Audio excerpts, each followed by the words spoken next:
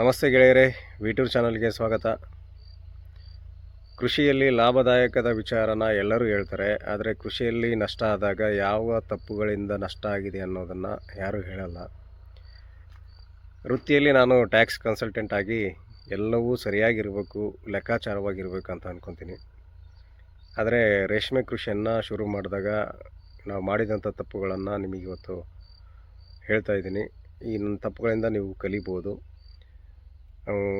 ಹೊಸ ರೇಷ್ಮೆ ಕೃಷಿಯನ್ನು ಶುರು ಮಾಡುವವರಿಗೆ ಇದು ಒಂದು ಇನ್ಫಾರ್ಮೇಷನ್ ವಿಡಿಯೋ ಆಗಿರುತ್ತೆ. ಸೊ ಈ ವಿಡಿಯೋನ ಎಲ್ಲಿ ಸ್ಕಿಪ್ ಮಾಡದೆ ಪೂರ್ತಿಯಾಗಿ ನೋಡಿ. ಹಾಗೆ ವಿಟೂರ್ ಚಾನಲ್ನ ಇನ್ನೂ ಸಬ್ಸ್ಕ್ರೈಬ್ ಮಾಡ್ಕೊಂಡಿಲ್ಲ ಅಂದರೆ ಸಬ್ಸ್ಕ್ರೈಬ್ ಮಾಡ್ಕೊಳ್ಳಿ. ನಾವು ಮಾಡಿದ ಮಿಸ್ಟೇಕ್ ಏನಂದರೆ, ಸುತ್ತಲೂ ಗೋಡೆ ಕಟ್ಕೋಬೇಕಿತ್ತು, ಇಲ್ಲ ಮೆಸ್ಸಾದರೂ ಬಿಡಬೇಕಿತ್ತು. ತಗಡನ್ನು ಹಾಕಿರೋದ್ರಿಂದ ಏನಾಗ್ತಿದೆ ಅಂದರೆ ಟೆಂಪ್ರೇಚರ್ ಜಾಸ್ತಿ ಆಗ್ತಾಯಿದೆ. ಇದು ಒಂದು ಫಸ್ಟ್ ಮಿಸ್ಟೇಕ್. ನಿಮಗೆ ನಾನು ಹೇಳೋದೇನೆಂದರೆ, ನಿಮಗೆ ಬಜೆಟ್ ಇಲ್ಲ ಅಂದರೆ, ದುಡ್ಡಿಲ್ಲ ಅಂದರೆ ಮೇಲೆ ತಗಡು ಹಾಕ್ಕೊಂಡು ಸರೌಂಡಿಂಗ್ ನೀವು ಗರಿಯನ್ನು ಹಾಕ್ಕೋಬೋದು, ಇಲ್ಲ ಮೆಸ್ ಆದರೂ ಕಟ್ಕೋಬೋದು. ನಂತರ ದುಡ್ಡಿದ್ದಾಗ ನೀವು ಗೋಡೆ ಕಟ್ಕೊಂಡು ರೇಷ್ಮೆ ಗೂಡನ್ನು ಸರಿಯಾದ ರೀತಿಯಲ್ಲಿ ಮಾಡ್ಕೋಬೋದು. ಫಸ್ಟ್ ಆಫ್ ಆಲ್ ನೀವು ಏನು ಮಾಡಬೇಕಂದ್ರೆ, ತಜ್ಞರ ಸಲಹೆ ಪಡೆದು ರೇಷ್ಮೆ ಗೂಡನ್ನು ನಿರ್ಮಾಣ ಮಾಡ್ಕೋಬೇಕು. ಗಾಳಿ ಅತಿ ಮುಖ್ಯವಾಗಿ ಬೇಕಾಗಿರ್ತಕ್ಕಂಥದ್ದು. ರೇಷ್ಮೆ ಗೂಡನಿಗೆ ಗಾಳಿ ಅತಿ ಮುಖ್ಯ. ಸೊ ಇದು ಒಂದು ಫಸ್ಟ್ ಮಿಸ್ಟೇಕ್. ಇದು ರೇಷ್ಮೆ ಗೂಡನಿನ ಹೊರಭಾಗ. ಏನು ಕಾಣಿಸ್ತಿದೆ ಅಲ್ಲ, ಇವೆಲ್ಲ ನಿಮಗೆ ಬೇಕೇ ಬೇಕು. ಕಂಪಲ್ಸರಿ ಸರೌಂಡಿಂಗ್ ನೀವು ನೆರಳಿಗಾಗಿ ಏನಾದರೂ ಗಿಡಗಳನ್ನು ಹಚ್ಕೊಳ್ಳೇಬೇಕು. ಇಲ್ಲ ನಿಮಗೆ ಯಾವ ಗಿಡ ಬೇಡ ಅಂದ್ರೂ ರೇಷ್ಮೆ ಸಸಿಗಳನ್ನು ನಾಟಿ ಮಾಡ್ಕೊಂಡ್ರೆ ಸಾಕು. ಹಿಂದೆ ಈ ಥರ ಮರವಾಗಿ ಬೆಳೆಯುತ್ತೆ, ಇದೇ ನೆರಳಾಗಿರುತ್ತೆ.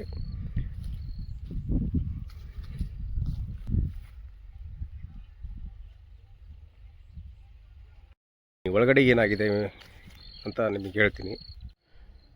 ರೇಷ್ಮೆ ಗೋಡೌನಿನ ಒಳಾಂಗಣ.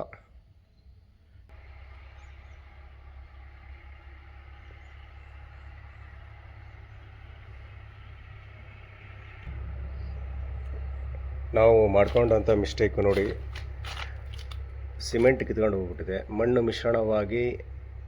ಮಿಶ್ರಿತವಾದಂಥ ಸಿಮೆಂಟ್ ಕೊಟ್ಟಿದ್ದರಿಂದ ಸಿಮೆಂಟ್ ಬಹುಕಾಲ ಬರಲಿಲ್ಲ. ಇದು ಹಾಗಾಗಿ ಮಣ್ಣೆಲ್ಲ ಧೂಳು ಎಗರುತ್ತೆ ಅನ್ನೋ ಕಾರಣಕ್ಕೆ ಪ್ಲಾಸ್ಟಿಕ್ಕನ್ನು ಹಾಕಿರೋದು. ಸೊ ಇದಕ್ಕೂ ಮತ್ತು ಇನ್ನೊಂದು 50,000 ನಾವು ರೀಇನ್ವೆಸ್ಟ್ಮೆಂಟ್ ಮಾಡಿ ಈ ಕೆಳಗಡೆ ಇರೋ ಈ ಅಟ್ಟಗಳನ್ನು ರಿಮೂವ್ ಮಾಡಿ ಪ್ಲಾಸ್ಟಿಂಗ್ ಮಾಡಿಸಿ ಮತ್ತು ಇವನ್ನ ಹೆಣೆಸಬೇಕು.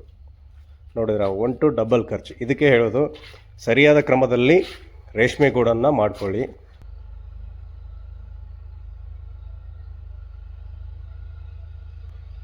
ಎಪ್ಪತ್ತು ಮೊಟ್ಟೆಗಳನ್ನು ತರಿಸಿದ್ದೀವಿ. 4ನೇ ಜೋರಕ್ಕೆ ಸೆಟ್ ಆಗಿದೆ ಹುಳ. ಈಗ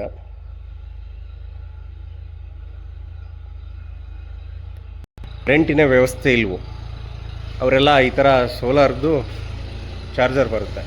ಇದು 24x7 ಕಂಟಿನ್ಯೂ ಯೂಸ್ ಮಾಡಿದ್ರೂ 2 ದಿನ 24x7 ಬರುತ್ತೆ ವಿತೌಟ್ ಚಾರ್ಜು. ಇದಕ್ಕೆ 3 ಬಲ್ಬ್ ಕೊಡ್ತಾರೆ. ಒಂದು ಸೋಲಾರ್ ಪ್ಯಾನಲ್ ಇರುತ್ತೆ, ಚಾರ್ಜಿಂಗ್ ಆಗ್ತಾಯಿದೆ. 3 ಬಲ್ಬ್ ಇರುತ್ತೆ ಇದಕ್ಕೆ ಟೋಟಲ್ ಆಗಿ.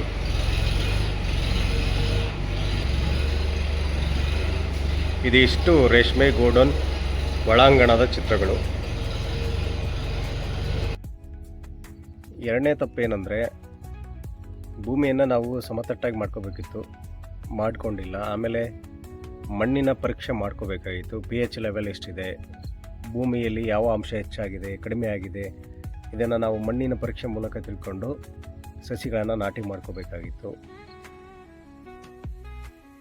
ನಮ್ಮ ಹೊಲ ಏರುಪೇರಾಗಿರೋದ್ರಿಂದ ಒಂದು ಕಡೆ ನೀರು ನಿಲ್ಲುತ್ತೆ, ಒಂದು ಕಡೆ ನೀರು ಹರಿದೋಗುತ್ತೆ. ಹೀಗಾಗಿ ನೀರು ನಿಂತ ಜಾಗದಲ್ಲಿ ಏನಾಗುತ್ತೆ ಅಂದರೆ ಬೆಳೆ ಕುಂಠಿತವಾಗುವ ಕಾರಣ ನಿಮಗೆ ಲಾಸ್ ಮಾಡ್ಕೊತೀರ. ಸೊ ಇದು ಒಂದು ನಾವು ಮಾಡಿರುವಂಥ ತಪ್ಪು.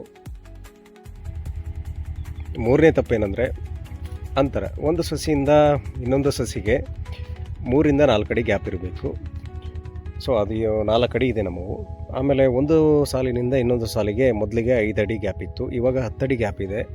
ಬೇರೆಯವರನ್ನು ಅನುಕರಣೆ ಮಾಡಿದ್ರಿಂದ ನಾವು ಒಂದು ಸಾಲು ತೆಗೆದು, ಯಾಕೆ ಆ ಸಾಲು ತೆಗೆದ್ವಿ ಅಂದರೆ, ಗಾಳಿ ಚೆನ್ನಾಗಿ ಆಡಿದರೆ ಸೊಪ್ಪು ಚೆನ್ನಾಗಿ ಬರುತ್ತೆ ಅನ್ನೋ ಕಾರಣಕ್ಕೆ ನಾವು ಈ ನಡುವೆ ಇರ್ತಕ್ಕಂಥ ಒಂದು ಸಾಲನ್ನು ತೆಗೆದ್ವಿ. ಆ ಸಾಲನ್ನು ತೆಗೆದಾದ್ಮೇಲೆ ಸೊಪ್ಪು ಎಷ್ಟು ಚೆನ್ನಾಗಿ ಬಂದಿದೆ ನೋಡಿ. ಸೊ ಇದೇ ನಾವು ಮಾಡ್ತಕ್ಕಂಥ ತಪ್ಪು. ಇನ್ನೊಬ್ಬರನ್ನು ಅನುಕರಣೆ ಮಾಡಬಾರ್ದು. ನಮ್ಮ ಭೂಮಿಗೆ ಯಾವ ಪದ್ಧತಿಯಲ್ಲಿ ನಾವು ರೇಷ್ಮೆಯನ್ನು ಮಾಡಿಕೊಂಡ್ರೆ ಸರಿಯಾಗುತ್ತೆ ಅದನ್ನು ನಾವು ಮಾಡ್ಕೊಳ್ಳೋದು ಕಲಿಬೇಕು.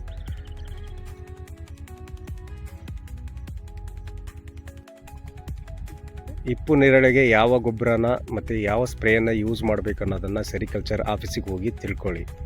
ಅವ್ರು ಗೈಡ್ ಮಾಡ್ತಾರೆ ಯಾವುದನ್ನು ಯೂಸ್ ಮಾಡಬೇಕು, ಯಾವುದನ್ನು ಯೂಸ್ ಮಾಡಬಾರ್ದು. ಅಲ್ಲೇ ಸ್ಟಾಕ್ ಇರುತ್ತೆ, ಅಲ್ಲಾದರೂ ತೊಗೋಬೋದು. ಇಲ್ಲದೇ ಇದ್ದರೆ ಹೊರಗಡೆನೂ ಕೂಡ ಸಿಗುತ್ತೆ. ಸೊ ಹಾಗಾಗಿ ನೀವು ಯಾವುದೇ ಥರದ ರಾಸಾಯನಿಕ ಗೊಬ್ಬರವನ್ನು ಯೂಸ್ ಮಾಡಬೇಡಿ.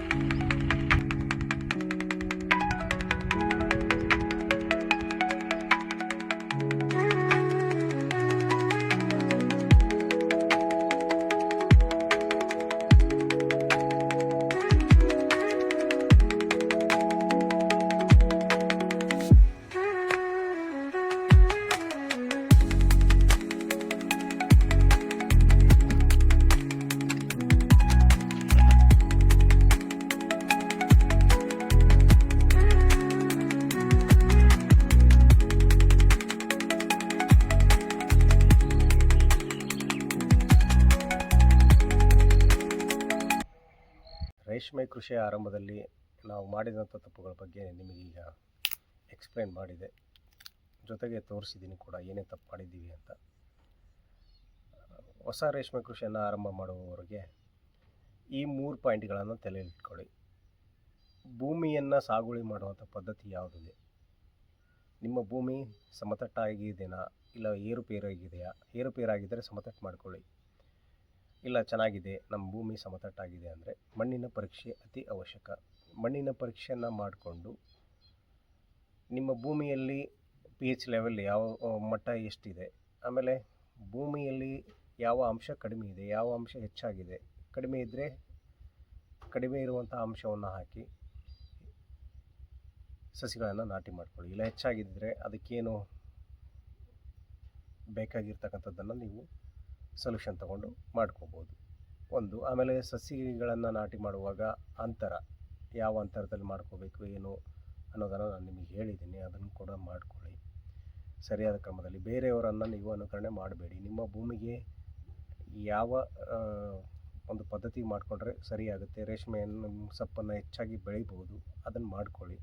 ಇನ್ನು ರೇಷ್ಮೆ ಗೂಡನ್ನು ಮಾಡುವಾಗ ಅದನ್ನು ಕೂಡ ತಜ್ಞರ ಸಲಹೆ ಪಡೆದು, ಇದಕ್ಕೆ ಮೆಜರ್ಮೆಂಟ್ ಅಂತ ಇರುತ್ತೆ ರೇಷ್ಮೆ ಗೂಡನ್ನು ಮಾಡೋಕ್ಕೆ, ಇಂತಿಷ್ಟು ಮೆಜರ್ಮೆಂಟಲ್ಲೇ ಮಾಡ್ಕೋಬೇಕು ಅಂತ. ಆ ಮೆಜರ್ಮೆಂಟಲ್ಲೇ ಮಾಡ್ಕೊಳ್ಳಿ. ಯಾಕೆಂದರೆ ನಿಮಗೆ ಸಬ್ಸಿಡಿ ಕೂಡ ಸಿಗುತ್ತೆ.